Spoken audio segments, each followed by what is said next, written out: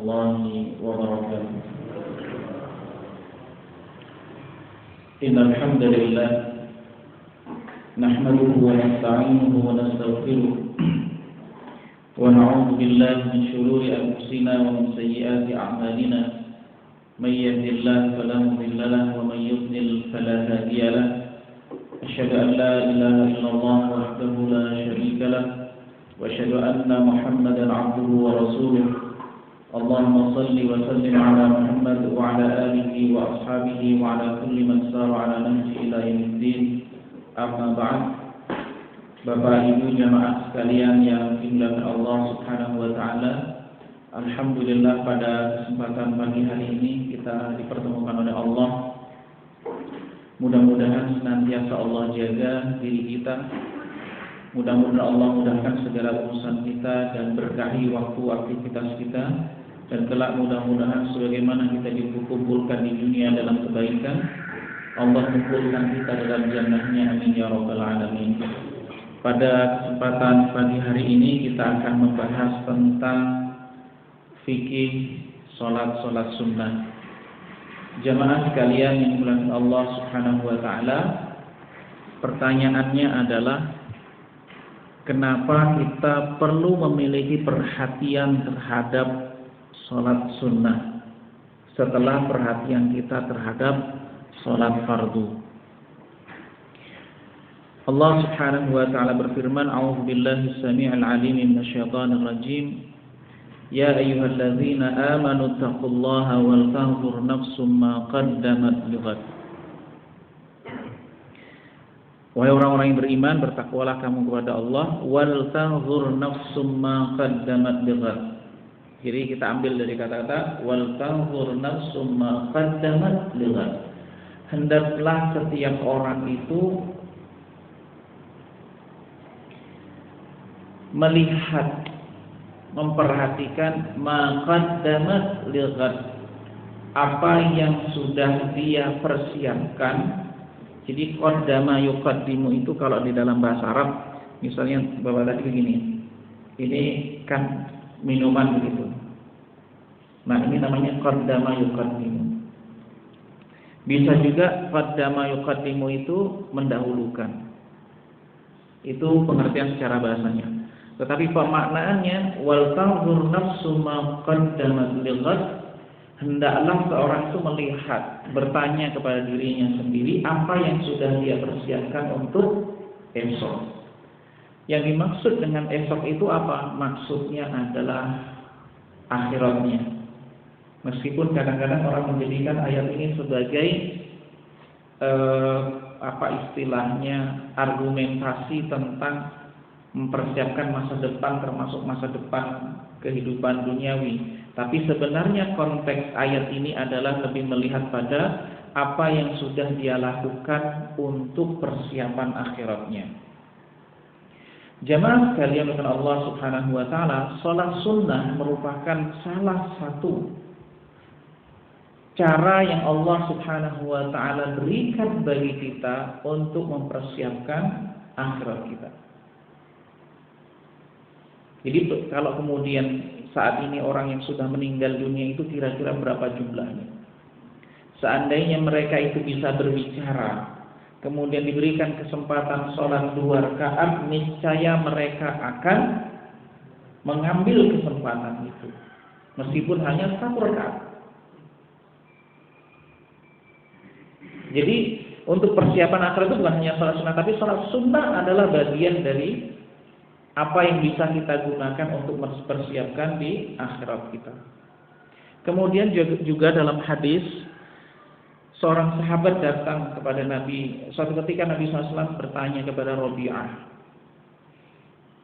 Rabi'ah ini termasuk sigharus sahabat yang ketika Nabi hidup itu dalam usia muda, senantiasa melayani Nabi. Sampai suatu ketika Nabi itu menawarkan sesuatu, ya Rabi'ah, Rabi'ah, mintalah sesuatu. Mungkin dia minta kebutuhan duniawi, minta sesuatu yang mungkin bisa sebagaimana orang-orang itu meminta. Kemudian Rabi'ah mengungkapkan satu ungkapan, as'aluka murafaqataka fil jannah. Ya Rasulullah, saya minta menjadi bisa bersamamu di surga. Kemudian Nabi balik bertanya, aw ghairu dzalik, apakah ada permintaan yang lain? Ya mungkin permintaan kalau dia belum menikah pengen menikah, kalau mungkin pengen ghanimah, pengen apalah sesuatu yang mungkin sifatnya duniawi dan seterusnya. Kata Rabi'ah, wadzak, itu saja. Kemudian Nabi SAW mengatakan, fa'inni ala dzalika bikafratis sujud. Bantu aku mewujudkan keinginanmu itu dengan memperbanyak sujud. Maka memperbanyak sujud ini kan bukan berarti kita hanya sujud saja. Tapi sujud ini kalau di dalam kaidah bahasa Arab adalah zikrul ba'd yuradu bihil kull. Menyebutkan sebagian maksudnya keseluruhan. Nabi menyebutkan hanya sujud tapi maksudnya adalah salat. Jadi kalau kita ingin bersama dengan Nabi Shallallahu Alaihi Wasallam, salah satu sarananya adalah kita memperbesar ruang sebab kemungkinan potensi bisa bersama dengan Nabi, yaitu salah satu caranya adalah memperbanyak sujud, yaitu memperbanyak sholat. Itu salah satu sarana kita. Di dunia kita tidak bisa bertemu dengan Nabi Shallallahu Alaihi Wasallam. Mudah-mudahan di akhirat kelak kita termasuk orang bersama dengan Nabi Shallallahu Alaihi Wasallam. Amin ya rabbal alamin. Nah, jamaah sekalian dengan Allah Subhanahu Wa Taala, kalau sholat fardu itu nggak bisa ditambah, nggak bisa dikurang. Maka salah satu sarana memperbanyak sujud, jumlahnya diperbanyak, yaitu melalui pintu sholat sunnah. Nah, saya ingin menyederhanakan bagaimana cara kita memahami sholat sunnah. Jadi bagaimana pembagian sholat sunnah itu bisa menggunakan beberapa pendekatan. Kadang-kala kalau kita menggunakan istilah-istilah fikih atau istilahnya kadang-kadang agak ini sholat apa ya. Nah, saya coba sederhanakan agar kita bisa memahami sholat sunnah ini kriterianya. Ada sholat sunnah yang mengiringi sholat fardu.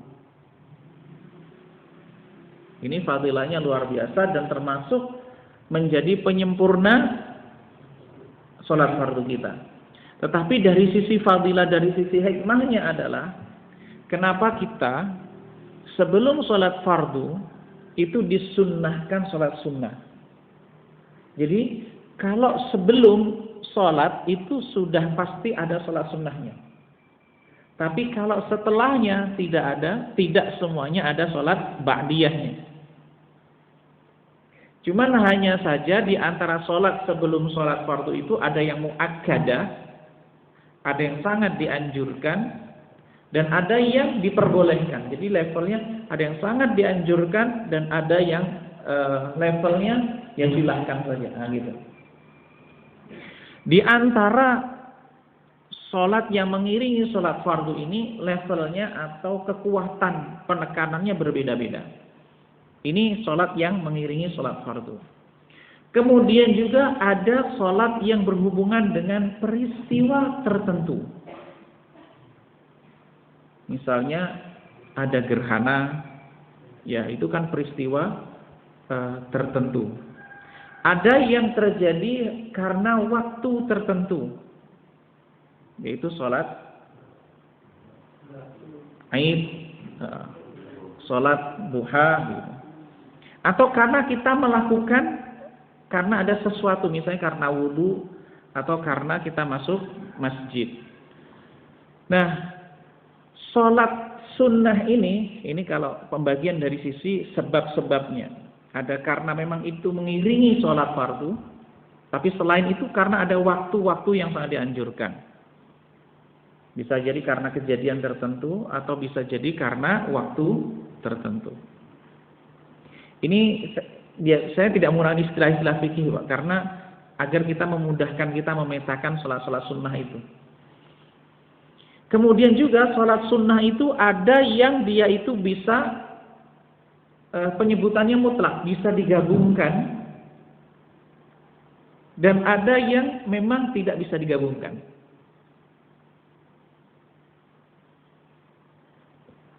Insya Allah nanti kita ini ya. Tapi penyebutan ada yang bisa digabungkan dan bisa digabungkan. Sholat yang bisa digabungkan itu ada sholat sunnah yang bisa digabungkan apabila Nabi Shallallahu Alaihi Wasallam menyebutkannya dengan ungkapan sholat 2 rakaat, biasanya begitu. dan dia tidak spesifik khusus tertentu. Contohnya, ada beberapa sholat yang bisa digabungkan. Sholat tahiyatul masjid dengan qobliyah subuh. Kenapa? Karena redaksinya Nabi. Jadi artinya kalau orang sudah melaksanakan sholat qobliyah subuh, fungsi dari tahiyatul masjid itu sudah terwakili. Termasuk adalah sholat hajat, termasuk sholat taubat. Karena apa? Nabi SAW menyebutkannya dengan redaksi sifat yang itu penggunaannya adalah bukan ketentuan yang sifatnya khusus. Redaksi sholat tahiyatul masjid itu, apabila kalian masuk ke masjid maka jangan duduk hatta yarka rakaataini atau kama qala Rasulullah SAW. Hatta yusalli rakaataini, sampai dia sholat 2 rakaat. Itu contoh, saya ingin memetakan bagaimana kita memilih. Tapi ada sholat yang nggak bisa digabung, kayak Idul Fitri, itu kan nggak bisa digabung. Dia memang khusus, sholat gerhana, nah gitu. Itu memang bentuknya adalah spesifik, sholat sunnah yang memang dianjurkan karena ketentuan tertentu. Sholat taubah misalnya, itu termasuk yang bisa atau memungkinkan digabung, karena Nabi SAW juga menyebutkan redaksinya, apabila seorang hamba melakukan dosa, kemudian fayatawadda fa ahsanal wudu atau fa ahsanal wudu, kemudian dia berwudu, kemudian dengan sebenar-benar wudu, tsumma yusalli raka'ataini, kemudian salat 2 rakaat, kemudian fayastaghfirullah, kemudian dia mohon ampun kepada Allah, istighfar, illa ghafarallahu lah, maka Allah tiada lain akan mengampuni dosanya. Ma min 'abdin yuznibu dzanban, dimulai dari hadis itu, tidaklah seorang itu melakukan satu dosa, kemudian berwudu, kemudian salat 2 rakaat, kemudian istighfar, maka Allah akan mengampuni dosanya. Ini yang kemudian Nabi tidak menyebutkan istilah spesifik. Artinya kalau orang itu datang ke masjid, kemudian langsung sholat 2 rakaat itu, maka itu sudah menggantikan tahiyatul masjid. Kemudian istighfar, kemudian maka Allah akan mengampuni dosanya. Termasuk adalah sholat wudu, sunnah wudu ya. Ini berdasarkan hadis riwayat disampaikan oleh Bilal. Ketika itu Nabi SAW bertanya kepada Bilal, dan ada hadis yang lainnya juga, melalui jalur Utsman bin Affan. Jadi kalau Bilal ini ditanya kenapa derap kakimu, ya gitu kan, sudah terdengar di surga, maka tidaklah dia berwudu kecuali sholat 2 rakaat setelah itu. Kalau hadis Utsman itu tentang ketika dia memberikan contoh kepada maulanya, kepada mantan budaknya, bagaimana tata cara Nabi berwudu, maka kemudian orang yang sholat setelah itu dan tidak ada apa istilahnya, artinya disunnahkan sholat sunnah setelah itu. Ini juga menjadi dasar tentang sholat sunnah wudu. Nah, kalau kita datang ke masjid kemudian bersamaan dengan datang waktunya setelah berkumandang azan, maka sholat sunnah qobliyah pun, maka artinya sudah menggantikan wudu, menggantikan tahiyatul masjid. Itu yang memungkinkan, artinya kalau dalam bahasa itu satu sholat itu bisa mewakili beberapa sholat. Nah, ini beberapa jenis sholat sunnah yang ada yang memungkinkan digabung dan ada yang memungkinkan tidak digabung. Ada yang kalau yang berdiri sendiri seperti apa? Misalnya sholat Idul Fitri nggak mungkin digabung dengan sholat duha karena kaifiatnya sudah berbeda, meskipun waktunya sama. Itu contohnya. Atau sholat gerhana misalnya, gerhana di waktu duha maka nggak digabungkan dengan sholat duha karena kaifiat dan tata caranya yang berbeda.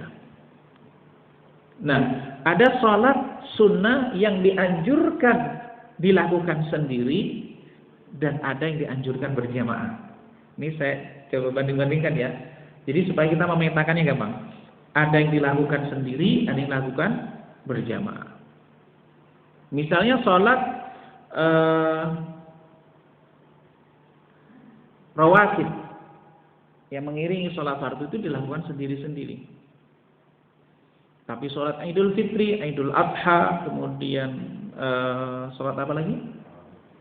Tarawih, kemudian sholat gerhana, itu dianjurkan dilakukan dengan cara berjamaah.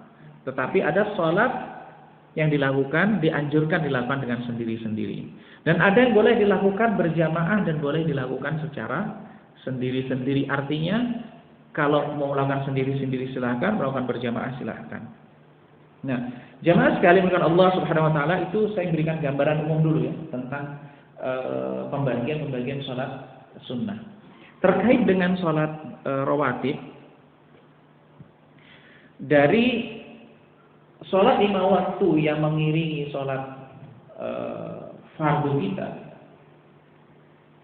yang paling dijaga oleh Nabi Shallallahu Alaihi Wasallam, yang paling oleh Nabi SAW nggak pernah ditinggalkan, itu diantaranya adalah yang paling terdepan itu adalah sebelum subuh.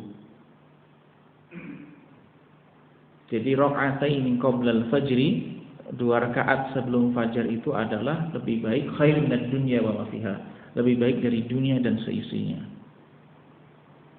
Ya sebenarnya kalau kita renungkan jemaah sekalian, sebenarnya ibadah itu yang bernilai ibadah yang diterima oleh Allah Subhanahu wa taala itu lebih afdal daripada dunia. Karena dunia itu sifatnya fana, sedangkan amal itu sifatnya abadi. Wal baqiyatus salihatu khairun 'inda rabbika thawaban wa khairun amala. Jadi di dalam surah Al-Kahfi itu wal baqiyatus salihat. Al baqiyatus salihat itu adalah amal-amal saleh yang al-baqiyat, yang abadi. Di antaranya adalah tasbih, takbir, zikir dan seterusnya. Itu al-baqiyatus salihat. Itu lebih baik menurut Allah dari sisi balasannya, dan juga lebih layak untuk diharapkan. Hanya saja Nabi SAW memberikan motivasi dan memberikan penjelasan bahwa sholat sunnah sebelum sholat subuh itu lebih baik daripada dunia dan seisinya. Sholat subuh itu bisa diungkapkan dengan beberapa redaksi dan jangan sampai kita terjebak. Kadang-kala menggunakan sholatus subhi, itu sholat subuh maknanya. Sholatul fajri itu juga sholat subuh. Sholatul ghadati itu juga sholat subuh. Jadi kadang di hadis itu ada menggunakan tidak hanya sholatus subhi, tapi kadang sholatul fajri. Maka kalau qoblal fajri, ya, sholat atau rakaatail fajr, 2 rakaat fajar, itu maksudnya adalah sholat sunnah 2 rakaat sebelum subuh.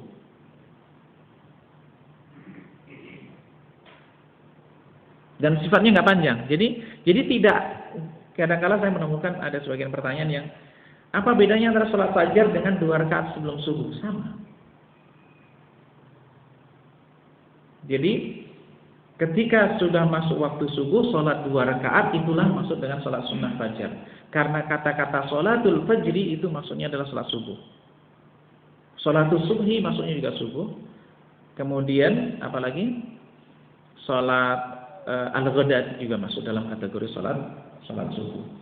Jadi istilah-istilah itu kadang Nabi SAW menggunakan, itulah kekayaan bahasa Arab yang kadang-kadang diungkapkan dengan beberapa redaksi. Bagi yang ketinggalan sholat sunnah subuh, para ulama berpendapat boleh diqadha setelah subuh. Tapi tapi bukan menjadi kebiasaan. Yang namanya qadha itu adalah kondisi-kondisi tertentu. Jadi bukan senantiasa bangunnya telat sehingga akhirnya merubah jadwal yang semula sebelum subuh menjadi setelah subuh. Itu bukan qadha. Ketentuan qadha itu, jadi ini termasuk yang mungkin dipakai oleh sebagian kalangan dalam tasawuf, bahwa ada istilahnya namanya hizb, ada wirid. Jadi orang itu misalnya dalam sehari misalnya dia zikir la ilaha illallah 1000 kali misalnya, dia istiqomah. Atau misalnya sholawat sekian, artinya menjaga amal sunnah, kan memperbanyak sholawat, memperbanyak zikir itu amal sunnah. Maka suatu ketika dia berhalangan, maka biasanya mereka mengqadha itu. Memang tidak ada penjelasan spesifik untuk mengqadha, tetapi bagian dari komitmen adalah mengqadha dalam artian dia melakukan suatu amalan yang biasa dia lakukan kemudian tertinggal. Sebagaimana Nabi SAW suatu ketika berdasarkan riwayat Ummu Salamah radhiyallahu taala anha, suatu ketika sholat setelah sunnah setelah asar. Setelah asar sholat sunnah 2 rakaat. Ditanya apakah ini ada sholat sunnah setelah asar begitu. Tidak, hanya saja tadi setelah zuhur saya itu ada urusan sehingga saya lupa untuk melaksanakan sholat sunnah, maka kemudian diqadha. Begitu juga ketika seorang biasa melaksanakan qiyamul lail, kemudian pada malam itu tidak melaksanakan qiyamul lail karena sebab tertentu, maka dia bisa qadha di waktu duha. Hanya saja tidak ada witirnya. Ini di antara amalan yang bisa dilakukan. Apabila misalnya sholat sunnah sebelum subuh dia tertinggal, maka nanti setelah itu bisa diqadha. Kemudian sholat sebelum zuhur dan setelah zuhur ini termasuk muakkadah, dianjurkan. Bisa 4 rakaat setelah zuhur, 4 rakaat sebelum zuhur, 4 rakaat sebelum zuhur, 4 rakaat setelah zuhur. 4 rakaat sebelum zuhur, 2 rakaat setelah zuhur. 2 rakaat setelah zuhur, 4 rakaat setelah zuhur. Ini termasuk disebutkan para ulama kaifiyah tentang sholat zuhur. Jadi boleh, nggak ada masalah. Dan perlu menjadi perhatian bagi kita jamaah, sholat sunnah itu urusannya wilayahnya individu. Jadi kita nggak perlu mencampuri urusan orang lain terkait sholat sunnah. Itu penting bagi kita, bahwa ketika seorang melaksanakan sholat sunnah individu itu pilihan pribadi dia, itu adalah keinginan dia. Maka di dalam Islam itu ada wilayah yang sifatnya kebersamaan dan ada wilayah individu. Sholat sunnah rawatib itu individu masing-masing. Masing-masing bisa mengukur dirinya. Silahkan, mau yang misalnya mau ngambil sempurna atau ngambil sebagian dan seterusnya. Kemudian sebelum asar, memang ini tidak termasuk dalam kategori yang sangat dianjurkan, tetapi boleh. Kemudian sebelum maghrib itu juga termasuk yang bukan muakkadah, tetapi boleh. Karena ada hadis Nabi SAW, sallu qabdal maghrib, sallu qabdal maghrib, sallu qabdal maghrib, liman sya. Salatlah sebelum maghrib, salatlah sebelum maghrib, salatlah sebelum maghrib, bagi siapa yang mau. Setelah maghrib termasuk yang saya dianjurkan, kemudian setelah isya termasuk yang dianjurkan juga. Nah, kalau kita perhatikan semua sebelumnya ini ada sholat sunnah. Berdasarkan hadis Nabi yang lainnya bahwa ma bainal adzanaini as-shalah, atau kama qala Rasulullah. Di antara 2 azan itu ada sholat.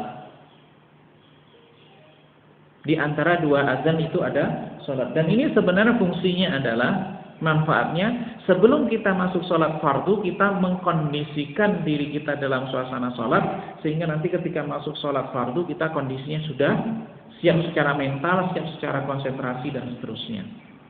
Ini terkait dengan sholat rawatib yang kita lakukan. Kemudian berikutnya, ada sholat malam. Ada hadis Nabi SAW, sholatul laili masna masna. Sholat malam itu 2 rakaat, 2 rakaat. Fa idza khasyiya ahadukum as-subha, apabila kalian khawatir masuk waktu subuh, falyutir biwahidah, maka witirlah dengan Satu.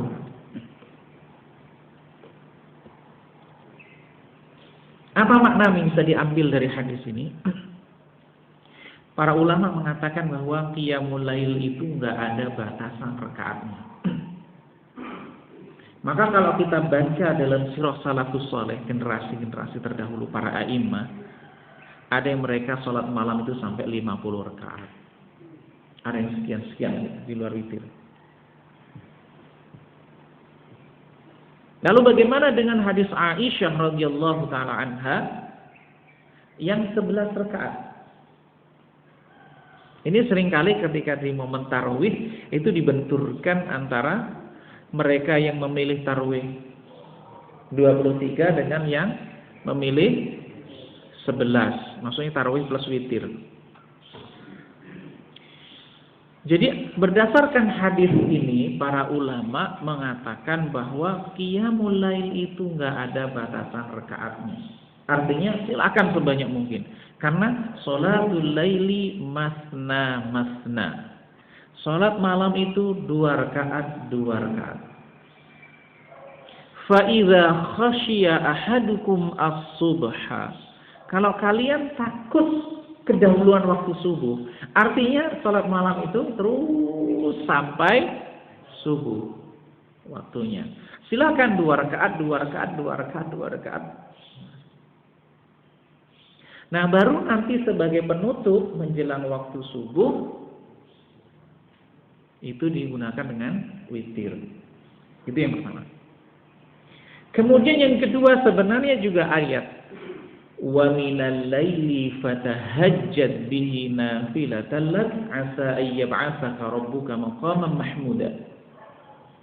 Jadi kata wa minal laili, kata dan dari malam. Kata min dalam ayat ini maknanya al-ba'd. Ba'd itu artinya sebagian dari malam. Sebagian dari malam itu bisa bagian pertama, bagian kedua, dan bagian ketiga. Meskipun afdalnya adalah bagian ketiga terakhir. Karena kan ada hadis bahwa pada sepertiga malam terakhir yanzil ila sama'id dunya, Allah turun ke langit dunia. Wallahu a'lam bihaqiqatihi, hakikatnya Allah SWT yang tahu. Kemudian Allah bertanya, apakah ada orang yang mustaghfirin fa'aghfirullah, apakah ada orang yang minta ampun sehingga aku ampuni? Apakah ada yang kemudian meminta kemudian aku berikan? Itu sepertiga malam terakhir. Terkait sholat malam ini ada beberapa jenis sholat yang kemudian sering menjadi pertanyaan. Sholat malam, sholat tahajud, sholat witir. Kalau kemudian kita tambah lagi sholat tarawih. Semuanya ini adalah sholat malam. Sholat tahajud, sholat witir, sholat tarawih itu adalah qiyamul lail. Karena kalau kita kaji dasarnya tentang sholat tarawih itu adalah juga hadisnya adalah man qama lailatal qadri misalnya, atau man qama ramadhana imanan wa ihtisaban, siapa yang berdiri artinya sholat di malam di bulan Ramadan. Hanya saja secara kaifiat pelaksanaannya kemudian terjadi ittifaq pada masa Umar ibn Khattab, digabungkan secara berjamaah, para sahabat tidak ada yang mengingkari, kemudian jumlah rakaatnya memang ada khilaf, apakah sekian, ada yang mengatakan 23, ada yang mengatakan seterusnya. Tetapi para ulama sepakat bahwa qiyamul lail itu tidak ada batasan jumlah maksimal rakaatnya, tapi minimalnya adalah qiyamul lail itu adalah satu rakaat. Sedangkan witir, dinamakan witir itu karena mengganjilkan. Maka sholat witir sendiri, kalau sholat malam secara umum itu adalah sholat malam. Hanya saja terkait dengan istilah tahajud itu yang terjadi perbedaan pandangan di antara ulama. Karena penafsiran kata tahajud itu. Ada yang mengatakan tahajud itu maknanya adalah tidak tidur di saat orang tidur, dan ada yang mengatakan bangun setelah tidur. Tapi tahajud sendiri itu adalah bagian dari qiyamul lail. Qiyamul lail yang dilaksanakan setelah tidur itu dinamakan tahajud. Tapi bolehkah kita qiyamul lail sebelum tidur? Gak ada masalah, gak ada larangan hadisnya. Kalau kita kaji dalilnya, apa yang menjadi dasar tentang tahajud itu adalah pertama dari argumentasi dari sisi bahasa. Jadi kalau kita cari dalilnya, dalil Al-Qur'annya itu adalah wa minal laili fatahajjad. Jadi kata tahajud itu. Ini dalil tentang tahajud. Tapi kemudian kata tahajud itu setelah tidur itu dari mana? Argumentasinya diambil dari pemaknaan secara bahasa istilah al-wujud atau tahajud itu. Jadi kalau kita gali dasarnya, sebenarnya dasarnya adalah argumentasinya adalah bahasa. Pembahasaan menggunakan kata tahajud. Tahajud sendiri sebenarnya secara bahasa para ulama berbeda pandangan. Ada yang mengatakan tidak tidur di saat orang tidur, ataupun bangun tidur setelah tidur dengan melakukan qiyamul lail. Kemudian argumentasi yang kedua yang biasanya dijadikan dasar tentang tahajud, Nabi itu biasanya kalau qiyamul lail tidur dulu baru kemudian qiyamul lail. Makanya ada hubungan hadis bahwa makruh tidur sebelum Isya dan makruh ngobrol setelah Isya, karena Nabi kalau nggak ada urusan yang sangat penting segerakan tidur kemudian nanti qiyamul lail. Tapi adakah sahabat-sahabat yang kemudian qiyamul lailnya di apa istilahnya? Di awal waktu, di sepertiga malam awal? Ya ada. Kalau nggak Abu Darda atau Abu Hurairah yang membagi keluarganya itu malamnya itu dibagi 3. Pokoknya sekarang yang sepertiga malam pertama giliran suaminya, nanti istrinya, baru anaknya, atau kemudian gantian. Jadi setiap malam itu rumahnya nggak sepi dari sholat. Dengan cara dibagi begitu. Begitu juga misalnya hadis Nabi SAW, siapa yang menjamin atau dia merasa kuat bisa bangun di akhir malam, silakan witir di akhir malam. Tapi bagi yang tidak misalnya merasa yakin, maka dia bisa di awal malam. Begitu juga wasiat sampaikan Nabi SAW kepada Abu Hurairah. Ada 3 wasiat itu kalau nggak salah. Puasa 3 hari, ya Pak, setiap bulan, kemudian sholat duha dan witir sebelum tidur. Artinya sebenarnya kalau kita melihat ini perkara yang sederhana Pak, masalah sebelum tidur atau setelah tidur. Tergantung kita pilih yang mana. Inilah keluasan syariat. Jangan kita persempit. Seringkali kadang-kadang kajian fikih kita itu mempersempit pilihan kita. Syariat menjadikan sholat sunnah itu pilihan sesuai dengan kemampuan masing-masing. Mau sholat malam di awal waktu, pertengahan waktu, silahkan. Mau di akhir waktu, silahkan. Setelah selesai sholat isya, sholat sunnah ba'diyah, lalu sholat witir, silahkan, nggak ada masalah. Jadi yang penting adalah mudah-mudahan mereka yang semacam ini selama itu istiqomah termasuk dalam barisan orang-orang yang nanti ketika dibangkitkan dalam barisan orang-orang yang menghidupkan malamnya dengan qiyamul lail. Meskipun dia qiyamul lailnya dengan hanya 1 rakaat. Mudah-mudahan kita senantiasa istiqomah dalam amal kebaikan ini. Kemudian berikutnya, ini yang berhubungan dengan sholat malam. Ini seringkali menjadi sholat malam ini sendiri. Misalnya kalau kita hubungkan dengan momen, ada momen Ramadan. Memang ada ulama yang kemudian membedakan mana tahajud dan mana sholat tarawih. Kalau sholat tarawih, bagian dari taisir mempermudah itu dilaksanakan setelah sholat isya untuk mempermudah.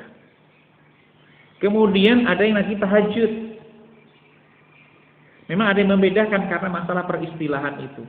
Tapi kedua-duanya adalah qiyamul lail yang kalau tahajud dan seterusnya, tahajud dan qiyamul lail itu tidak terkait dengan Ramadan. Hanya qiyamul lail di malam Ramadan itu bisa dinamakan dengan istilah tarawih.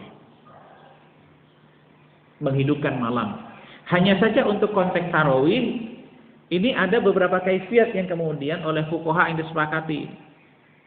Ada yang mengatakan 11 rakaat, ada yang 23 rakaat plus witirnya, dan ada yang lebih dari itu. Ini masalah pembahasan tentang sholat tarawih. Tapi semuanya ini masuk dalam kategori qiyamul lail. Begitu juga misalnya qiyam di Lailatul Qadar. Kadang-kala ada yang menggunakan pelaksanaannya itu misalnya sekarang sholat tarawih itu termasuk qiyam juga di malam Lailatul Qadar. Jadi tidak spesifik misalnya siapa yang menghidupkan malam Lailatul Qadar. Bisa dengan sholat tarawih, habis itu misalnya diisi dengan sholat 2 rakaat terus misalnya, apa itu namanya tahajud atau yang lainnya. Tidak mesti misalnya Lailatul Qadar itu misalnya ada sholat tahajudnya, ada sholat taubatnya, ada sholat tasbihnya dan seterusnya. Jadi artinya kalau orang itu qiyamul lail di malam Lailatul Qadar, itu artinya dia menghidupkan malam Lailatul Qadar. Ini kadang-kadang definisi salat sunnah yang kadang-kadang tumpang tindih. Berikutnya, ada salat sunnah yang berhubungan dengan momen-momen tertentu. Misalnya ketika gerhana matahari. Terkait dengan sholat gerhana matahari ini memang ada khilaf antara mazhab Hanafi dengan jumhur ulama. Sebagian baik gerhana matahari maupun gerhana bulan, sebagian besar ulama berpendapat sholat gerhana itu dilaksanakan dengan 4 kali ruku ya, 4 kali sujud. Jadi baca Al-Fatihah, baca surah, kemudian ruku. Kemudian bangkit lagi Fatihah, surah, kemudian ruku lagi. Jadi 4 kali ruku, 4 kali sujud. Nah, baru kemudian seperti yang begitu juga rakaat yang kedua. Ini yang menurut pandangan jumhur ulama, berbeda dengan mazhab Hanafi. Sebagian ulama yang berpendapat tidak demikian. Kalau jumhur ulama berpendapat bahwa dilaksanakan dengan cara 4 kali Al-Fatihah, kemudian juga 4 kali ruku dan 4 kali sujud. Sujud kan memang biasanya 2 rakaat itu tetap 4. Apakah sholat gerhana itu dilaksanakan dengan jahr atau sir? Sebagian ulama, diantaranya ulama mazhab Syafi'i, membedakan antara gerhana matahari dengan gerhana bulan. Dalam mazhab Syafi'i, untuk gerhana bulan, karena bulan pasti malam hari kan, nggak mungkin bulan di siang hari, itu dilakukan dengan cara jahr. Sedangkan gerhana matahari, gerhana bulan itu dengan cara jahr karena malam hari. Sedangkan gerhana matahari dalam mazhab Syafi'i dilakukan dengan cara sir. Berbeda pandangan dalam mazhab Hambali.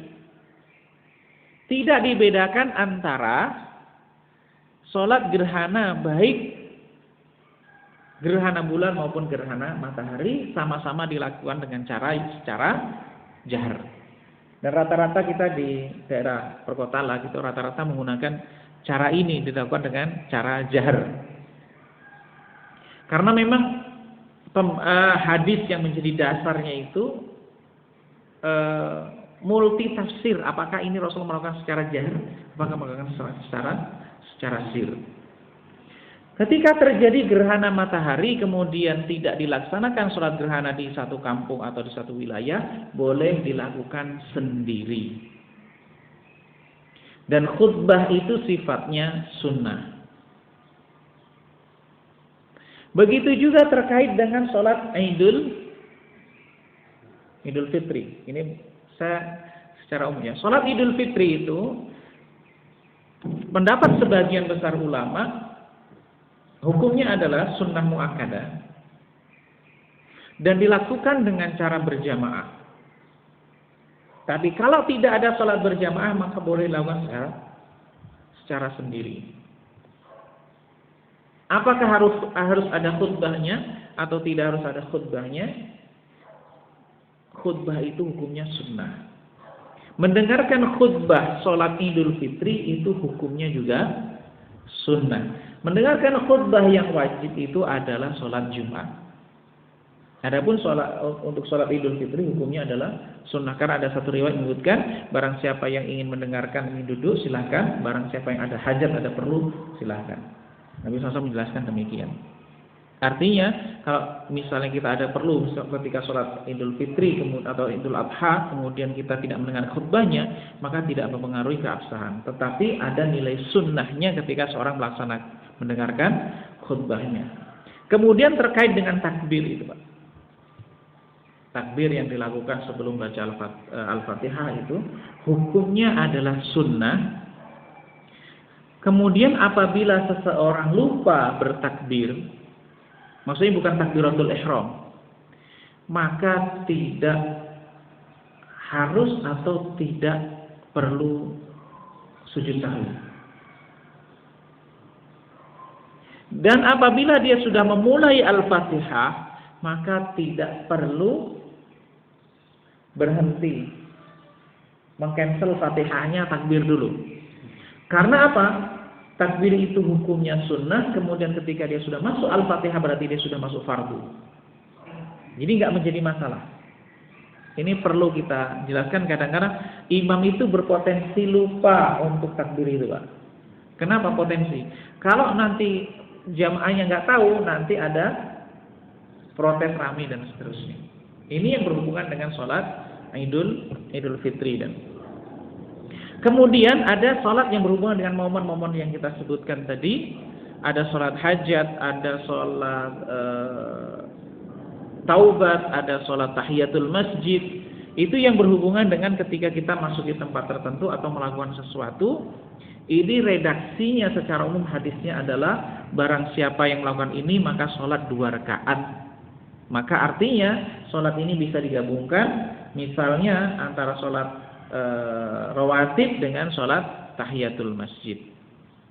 Demikian jemaah sekalian, mungkin kalau ada hal-hal yang mungkin kurang jelas atau ingin ditanyakan, saya persilahkan. Itu gambaran secara umumnya ya, beberapa hal yang biasanya jadi bahan pertanyaan. Saya tidak membahas satu persatu gitu, tapi biasanya adalah persoalan biasanya yang sering menjadi pertanyaan di masyarakat. Wallahu a'lam bishawab. Silakan kalau ada yang bertanya. Ada yang bertanya kaitan dengan pembahasan kita.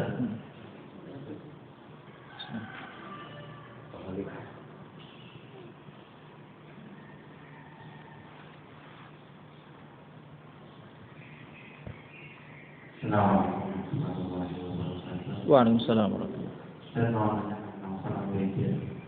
Kalau lagi minimalnya berkatanya, nah itu seperti apa gabungan antara yang mulai dalam media berapa maksimalnya? Apakah harus misalnya 8 hadisnya ditambah 3 dan 5 itu seperti apa? Istimewanya itu kemudian terima kasih. Assalamualaikum warahmatullahi wabarakatuh. Ada hadis Aisyah radhiyallahu taala anha ketika menjelaskan tentang sholat Nabi di waktu malam, bahwa Nabi Shallallahu Alaihi Wasallam sholat itu 4 rakaat. Kemudian jangan tanya panjangnya, jangan tanya bagusnya. Ini qiyamul lailnya. Ada yang mengatakan bahwa kemudian ditambah 3. Itu ada yang mengatakan ini mereka yang berpendapat misalnya bahwa 11 rakaat itu witir. Sedangkan tarawih itu bukan witir. Ada yang berpendapat demikian. Dalam menafsirkan ini ya, sebagian ulama misalnya berpendapat bahwa sholat tarawih itu 23 plus witir. Bahwa yang 11 rakaat hadis Aisyah ini adalah konteksnya witir. Ada yang berpendapat demikian. Sebagian ulama mengatakan bahwa ini qiyamul lail Nabi sallallahu alaihi wasallam, bahwa Nabi sallallahu alaihi wasallam itu tidak lebih dari 11. Tapi jangan tanya panjangnya, jangan tanya bagusnya. Ada satu ungkapan yang sangat indah yang disampaikan oleh seorang, masih hidup beliau, alim dari Maroko, Dr. Said Kamali, mazhabnya Maliki. Seringkali kita terjebak terkait dengan sholat malam ini, terjebak dengan bilangan rakaatnya. Padahal sunnah Nabi itu bukan hanya terkait dengan bilangan rakaatnya, tetapi perhatikan hadis Aisyah itu, jangan tanya panjangnya, jangan tanya bagusnya. Jadi seringkali kita terjebak pembahasan sunnah Nabi itu dalam konteks 11 rakaat jumlah bilangannya. Tapi kita luput dari kata tuluhun wa husnuhun, panjangnya dan bagusnya. Jadi gitu ya. Seringkali kita terjebak di dalam masalah jumlah bilangan rakaat, tapi kita luput dari memperhatikan masalah panjang sholat malam itu dan kualitas sholat malam itu. Nah, terkait kalau kita perhatikan hadisnya, sholat malam itu 2 rakaat. Fa idza khasyiya ahadukum falyutir biwahidah. Maka kata witir itu adalah falyutir biwahidah, hendaklah mengganjilkan dengan 1 rakaat. Maka kaifiat salat malam Nabi SAW itu berdasarkan hadis riwayat Aisyah dan istri-istri Nabi yang lain. Nabi itu kadangkala salat witirnya itu yang menjadikan ganjil itu. Bisa witirnya 3 rakaat. 3 rakaat itu bisa 2 rakaat kemudian 1 salam. 1 rakaat kemudian salam. Artinya yang satu itu menjadikan mengganjilkan salat malamnya. Bisa juga langsung 3 rakaat sekaligus. Witirnya kadang-kadang juga 5 rakaat. Maksudnya yang ganjil itu 5 rakaat. 5 rakaat bisa jadi 4 rakaat. Bisa jadi 2 rakaat, 2 rakaat, 1 rakaat. Atau 4 rakaat tambah 1 rakaat. Atau langsung 5 rakaat sekali salam. Itu yang 5 rakaat. Kan 5, 7, 9, ya kan? Itu bisa juga yang 9 ini. 9 rakaat sekali salam. Boleh juga 2 rakaat, 2 rakaat, 2 rakaat. Gitu. Boleh juga 8 tambah 1 rakaat. Jadi kaifiatnya ini ternyata kalau kita lihat dari akumulasi semuanya ini adalah keluasan Islam dalam masalah qiyamul lail. Artinya jangan kita persempit ini yang roji, ini yang kadang-kadang masalah tarjih tidak merasa di masalah. Tapi kalau kemudian dijadikan bahan perdebatan dan gontong-gontongan itu yang jadi masalah. Wallahu a'lam bishawab. Clear ya? Ya silakan. Kalau misalnya witirnya itu sebelum habis sholat isya, langsung dia melaksanakan sholat witir 1 rakaat atau 3 rakaat. Setelah itu malamnya bangun sholat tahajud, witir lagi, nambahin 2. Jadi hitungnya secara logika pas aja kan 5 juga. Itu boleh atau tidak dalam hal ilmu fikihnya itu? Dalam witir itu 2 kali dalam 1 malam. Ya, ada hadis Nabi SAW bahwa tidak ada 2 witir dalam 1 malam. Maka kemudian menjadi sebab tarjih bahwa kalau orang sudah di awal waktunya witir, maka nggak perlu witir lagi. Begitu. Memang ada yang berpendapat salah satu qaul, tapi ini tidak diambil oleh sebagian besar ulama, menggenapkan misalnya kemudian nanti sholat. Tetapi yang kalau saya secara pribadi lebih sepakat dengan pandangan ulama yang mengatakan kalau sudah kita witir di awal waktu, ya sudah kita qiyamul lail tanpa witir lagi, karena sudah witir kita di awal waktu tadi. Dan itu termasuk wasiat Nabi SAW kepada Abu Hurairah seingat saya, kalau nggak salah, di antara witir sebelum tidur. Dan kebiasaan Abu Bakar As-Siddiq adalah witir sebelum tidur. Berbeda dengan Umar bin Khattab yang kemudian memilih untuk witir di akhir malam. Jadi sebenarnya ini perkara yang istilahnya sah. Fikih itu memang harus kita nuansakan dengan nuansa yang luas gitu Pak. Kadang banyak kita menemukan di masjid-masjid gontok-gontokan, kemudian perdebatan, persoalan yang sebenarnya sederhana menjadi sesuatu yang seakan-akan pokok bola. Jadi nggak perlu witir lagi. Yang pertama pertanyaan lagi soal kalau hari Jumat itu ada yang beberapa masjid atau pemahaman lah sholat Jumat itu melaksanakan sujud sajadah. Dalam hukum konteks Islam itu, ini hukumnya itu apa sebenarnya? Jadi itu jelas. Itu pertama. Jadi apa hukumnya sebenarnya sujud sajadah itu ketika di hari Jumat itu? Malah ada masjid mewajibkan jadinya di hari Jumat itu harus baca sajadah. Gitu. Menjadikan spiritualnya atau menjadikan itu suatu syaratnya kalau tak sah katanya. Ini tolong diperjelas itu pertama. Dan yang kedua soal baca kutub kalau imamnya. Saya pernah juga membaca bukunya itu ketika kalau dia mengambil mazhabnya Imam Syafi'i, nanti dia lupa membaca kutub imam itu, maka dia harus baca sholat apa sujud sawi gitu. Artinya apa itu? Apa kebenaran itu? Mohon dijelaskan. Yang pertama adalah sujud sujud tilawah itu dianjurkan baik di dalam maupun di luar sholat, termasuk perkara yang sunnah Nabi Shallallahu Alaihi Wasallam. Tapi apabila orang tidak sujud sajdah juga nggak menjadi masalah.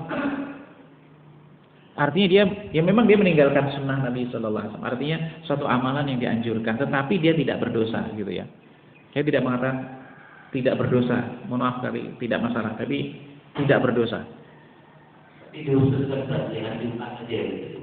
Enggak. Jadi kita mau tilawah bahkan di luar, kalau kita membaca surah Sajdah kemudian di luar hari Jumat dan seterusnya, kemudian kita ketemu dengan ayat untuk sujud, maka dianjurkan sujud. Tapi enggak, jadi memang ada satu riwayat Nabi Shallallahu Alaihi Wasallam membaca itu ya, di hari Jumat. Tapi apakah kemudian para ulama mengatakan itu dianjurkan di hari Jumat?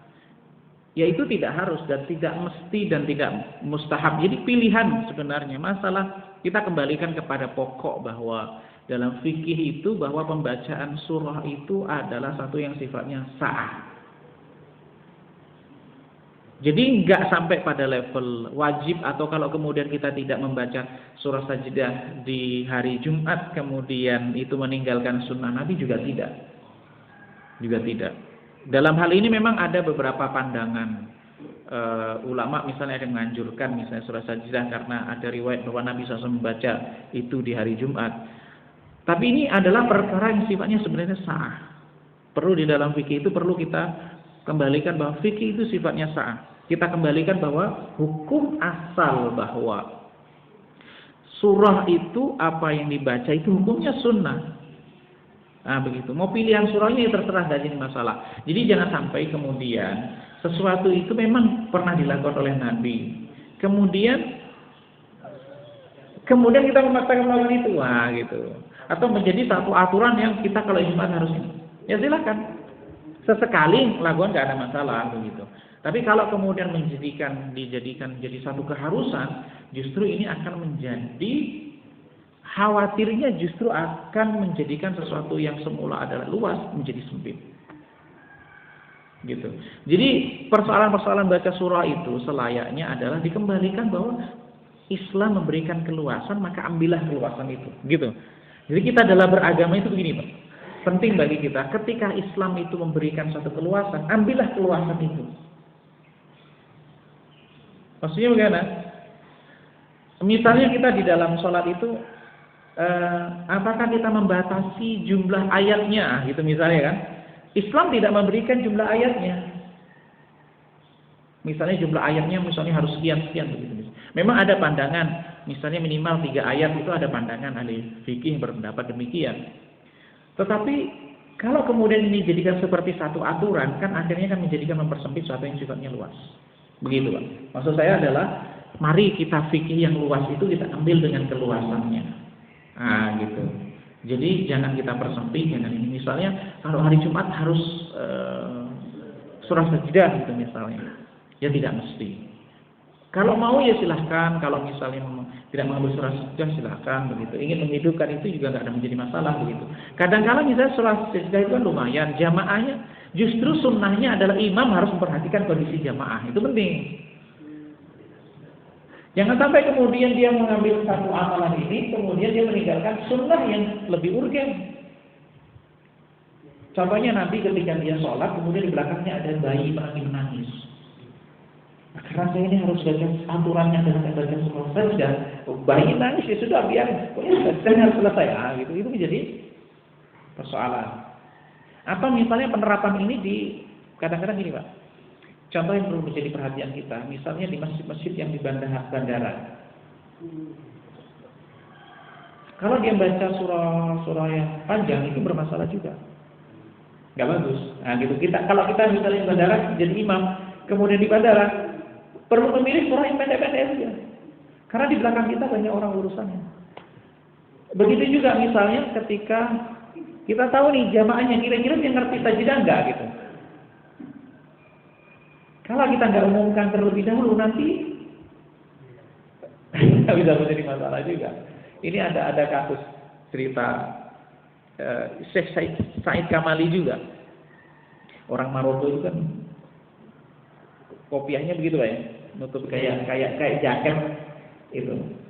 Pernah beliau itu imamnya baca salah satu surah yang istilah sujudnya, beliau itu sujud. Imamnya ternyata nggak salah sujud, nggak sujud, tapi ruku.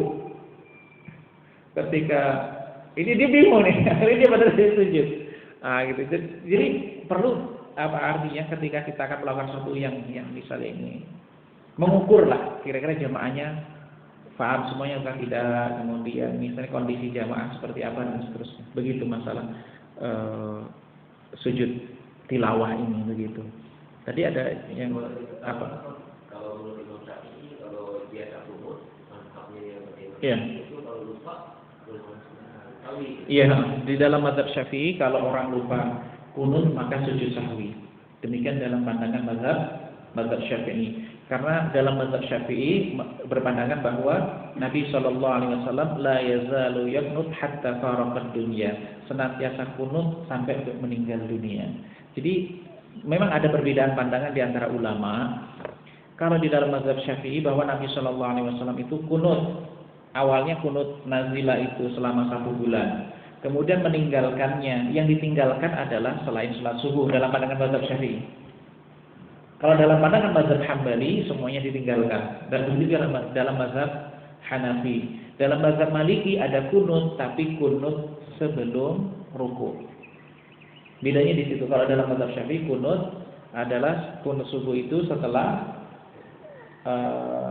i'tidal, setelah baca i'tidal, kemudian dan sebenarnya orang perlu juga kita perhatikan di dalam mazhab Syafi'i itu kunut itu sebenarnya sangat simpel. Orang yang misalnya hanya berdoa, satu doa dengan sir itu sudah dimaknai kunut.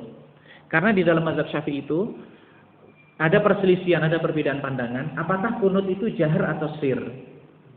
Apakah mengangkat tangan ataukah tidak mengangkat tangan? Apakah dengan kunut hasan atau dengan yang lainnya? Ternyata penjelasan dalam Imam Nawawi kalau kita baca dalam syarah Majmu' Syarah Muhadzab itu belum menjelaskan perbedaan pandangan. Intinya bahwa orang yang membaca doa setelah i'tidal itu sudah kunut. Cuman yang masyhur dalam mazhab dilakukan dengan jahr dan mengangkat tangan dan dianjurkan dengan kunut hasan. Kunut hasan itu yang Allahumma hdina fi man hadait itu. Nah, kalau orang tidak kunut misalnya sama sekali, maka berarti dia sujud sahwi. Maka kalau kemudian dia berdoa misalnya sudah ada doanya misalnya begitu, berarti dia sudah kunut, niat kunutnya. Gitu. Maka bagaimana kita sebagai makmum mengikuti imam? Kalau imam sujud sahwi karena dia bermazhab Syafi'i kemudian disujud sahwi, maka makmum ikut sujud sahwi. Apapun mazhab kita, misalnya kita mazhab Hambali enggak setuju dengan kunut itu. Tapi kalau imam kunut, ikut kunut. Kalau imam sujud sahwi, ikut sujud sahwi. Gitu saja, simpel lah. Fikih itu luas. Tapi kalau imam nggak kunut, maka ya jangan kunut sendiri. Gitu. Gitu. Atau imam nggak sujud sahwi, maka dia jangan sujud sahwi. Kecuali orang yang lupa, setelah dia masbuk begitu, dia lupa.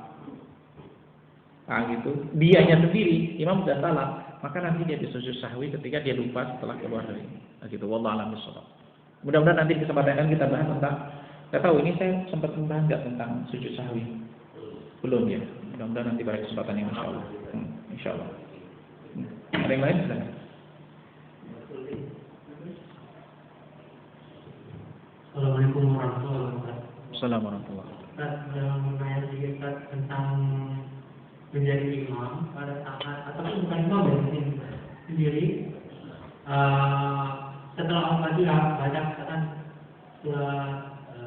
dibacanya kulhu misalnya, kalau lihat kulhu Allah begitu rakaat kedua dia bacanya April. Jadi ketentuannya gimana sih Ustaz? Terima kasih. Assalamualaikum warahmatullahi wabarakatuh. Salam. Ini dulu sempat ada yang tulisan di media sosial ramai, katanya sungsang. Atau mungkin ini karena itu ya. Dulu di media sosial sempat ada pembahasan itu.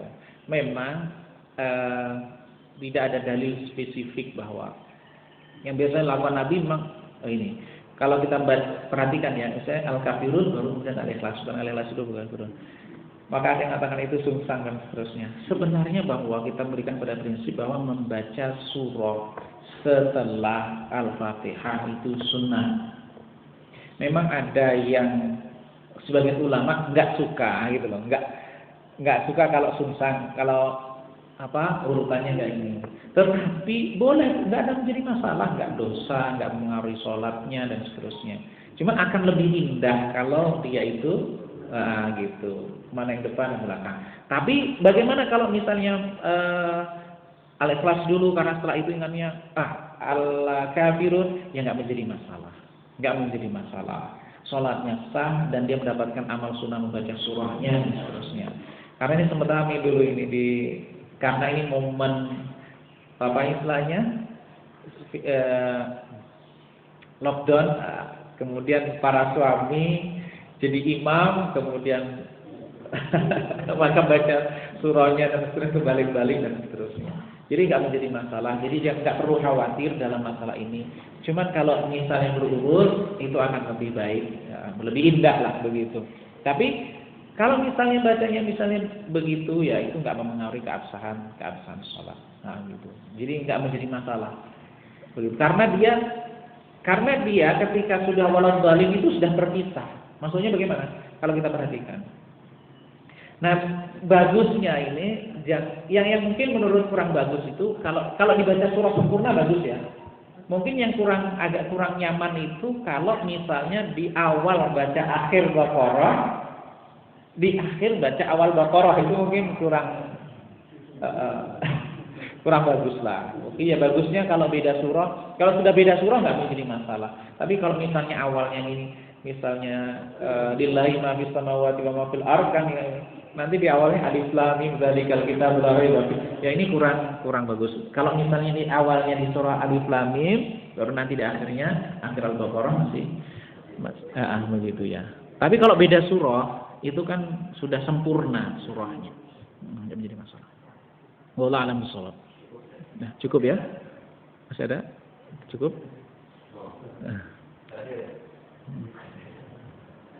Kalau sampai justru nih kalau masalah fikih.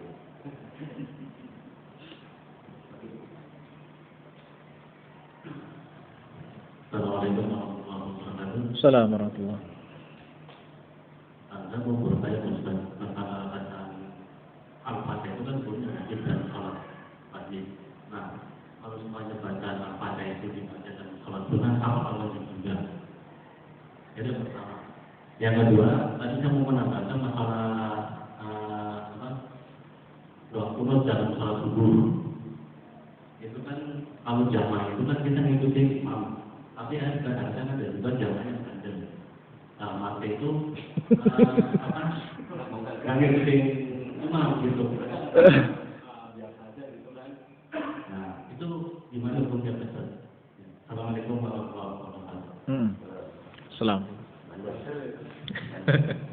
Jadi Al-Fatihah itu rukun sholat. Rukun sholat, bukan rukun sholat fardu. Rukun sholat. Jadi sholat fardu, sholat sunnah itu kan ada rukunnya. Maka Al-Fatihah termasuk rukun. Mungkin yang agak krusial adalah kalau kita sholat berjamaah, apakah kita baca Al-Fatihah atau tidak? Ketika imam jahar, itu yang mungkin agak krusial. Tapi kalau imamnya sir, insya Allah kita baca Al-Fatihah. Maka kita ketika misalnya masuk sholat begitu, dahulukan Al-Fatihah. Kadang kan imam sudah ini ya, kalau sholat sir gitu misalnya. Antara kunut, antara istiftah dengan Fatihah, prioritaskan Al-Fatihah. Nah, kita bisa mengukur lah. Itu perlu bagi kita dalam sholat itu mengukur. Jadi ada hal-hal yang sifatnya akal yang perlu kita tanya. Kemudian kalau di dalam sholat jamaah, mungkin tadi nggak ditanyakan, tapi perlu kita sampaikan juga.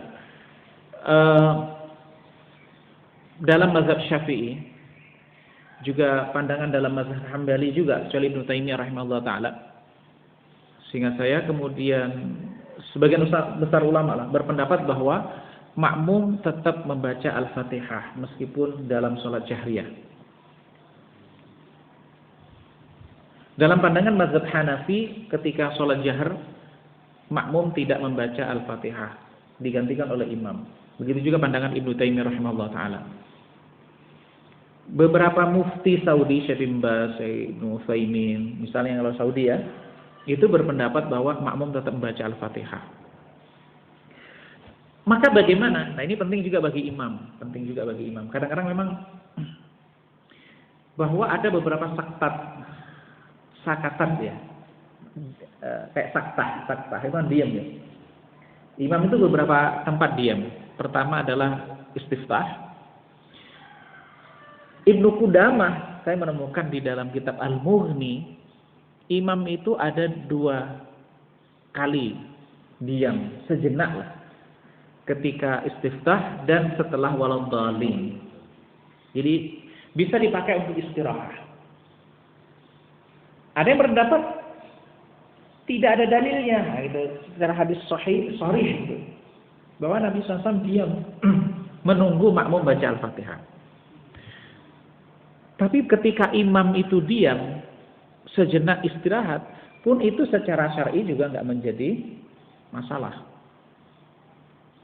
Artinya kalau di dalam Al-Mughni itu dianjurkan bagi imam untuk diam sejenak lah, paling tidak memberikan dia bernafas karena dia membaca Al-Fatihah, kemudian dia istirahat sejenak menenangkan diri, kemudian memberikan itu menjadi kesempatan bagi makmum untuk membaca Al-Fatihah.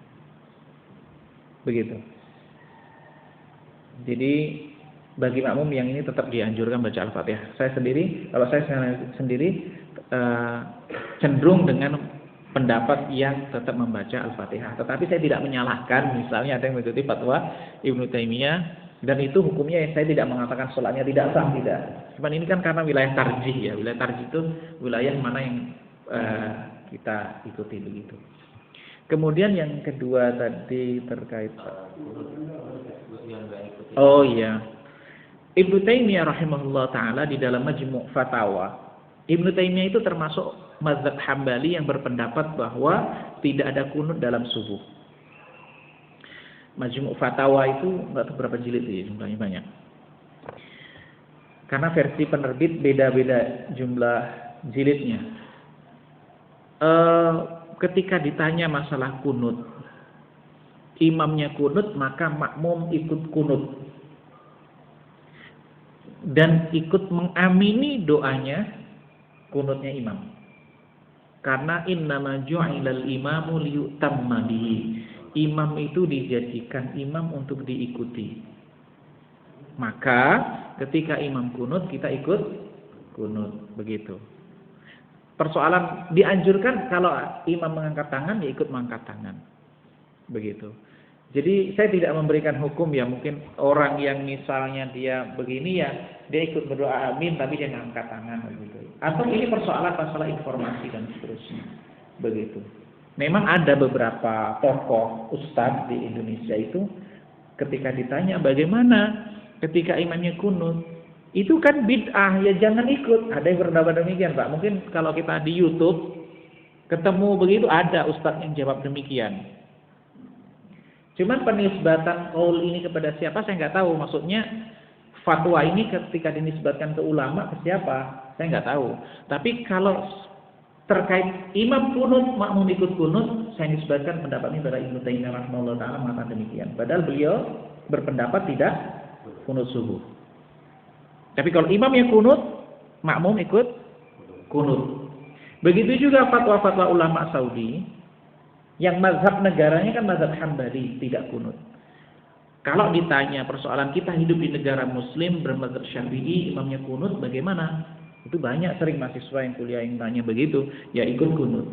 Hanya saja di Indonesia ada juga yang menjawab, ketika beberapa ustadz begitu saya dilihat di YouTube yang berpendapat, ya kalau itu kan bid'ah ya jangan diikuti ya gitu. Ada yang berpendapat demikian. Wallahu a'lam bishawab. Begitu, Pak. Mungkin ada yang lain, silakan. Keliru ya. Jadi saya nggak mengatakan membandel lah. Gitu mungkin ya informasi yang didapat lah persoalan begitu. Iya, kita tutup dengan kafaratul majlis. Subhanallah bihamdika, asyhadu an la ilaha illa anta, astaghfiruka wa atubu ilaik. Assalamualaikum warahmatullahi wabarakatuh.